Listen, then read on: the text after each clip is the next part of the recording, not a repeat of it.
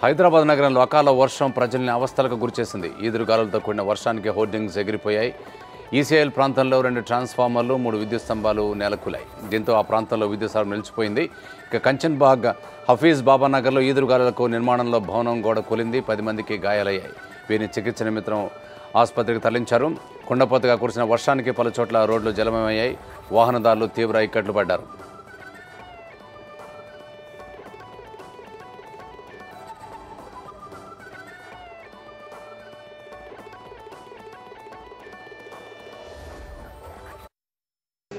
तो ऊपर से तो हवा चल वो सिंगल दीवार लगा के छोड़ दिए। बारिश हो रही थी। हाँ बारिश हो रही थी, एकदम हवा बहुत तेज आई तो वो सिंगल दीवार क्या हुआ पूरा आके हमारे छत पे गिर गई। वो लोग पक्की नहीं कर रहे थे दीवार, हर एक ईंट पे खड़ा करके वो सीमेंट पे पेंट रख के छोड़ दिया। नहीं काम नहीं कर रहा था, 1 महीना हो गया काम को पक्का नहीं कर रहा था, सरकारी नहीं करा, हस्तकारी नहीं करा, कुछ नहीं करा, ऐसे छोड़ा उनका पूरा घर ऐसा आज तकरीबन 2 महीने हो गया घर बन के वो लोग कुछ नहीं करे अभी तक। हस्तकारी करे ना तो उसको पक्का करने की कोशिश करें। अब वो तूफान हवा चली तो दीवार आके हम लोग पे गिरी तो पूरा छत तो दर करके हम लोग पे गिर गया।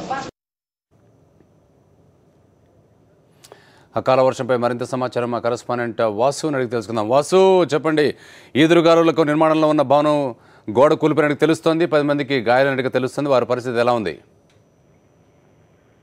ప్రస్తుతం హైదరాబాద్ పాత బస్తీ హఫీజ్ బాబా నగర్ లో ఉన్నటువంటి ఒక బి బ్లాక్ లో ఒక నిర్మాణంలో ఉన్నటువంటి బిల్డింగ్ థర్డ్ ఫ్లోర్ నుంచి కూడా అకాల వర్షం ఏదైతే ఈదురుగాలతో కూడా అకాల వర్షం కారణంగా కూడా ఒక్కసారిగా నిర్మాణంలో ఉన్నటువంటి గోడ కూలి కూడా పక్కనే ఉన్నటువంటి మహమ్మద్ మోయిన్ అనేటువంటి వ్యక్తి ఇంటి పైన కూడా ఈ మట్టి పిల్లల్ని కూడా ఇరిగిపోవడంతో కూడా ఒకసారి దుబాయ్ నుంచి బంధువులంతా కూడా మధ్యాహ్నం తర్వాత కూడా భోజనానికి సిద్ధమవుతున్న నేపథ్యంలో కూడా ఆ ఇంటిపై పడడంతో పైకప్పు కూలి అందరిపైన కూడా తీవ్ర గాయాలయ్యాయి. వీళ్ళందరినీ కూడా ఉట్టిన సంతోష్ శేఖర్ డిఆర్డీఓ అపోలో ఆసుపత్రి తరలించారు. వీరిలో ఇద్దరి పరిస్థితి విషమంగా ఉన్నట్టు తెలుస్తుంది.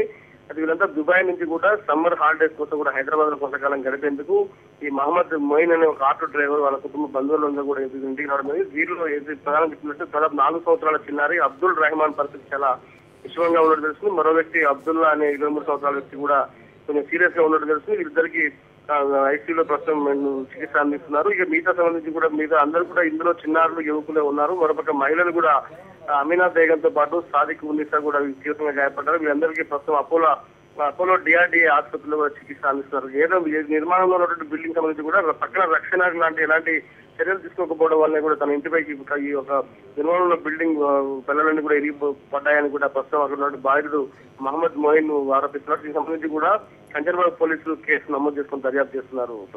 Okay Vasu, thank you details ఇచ్చినందుకు.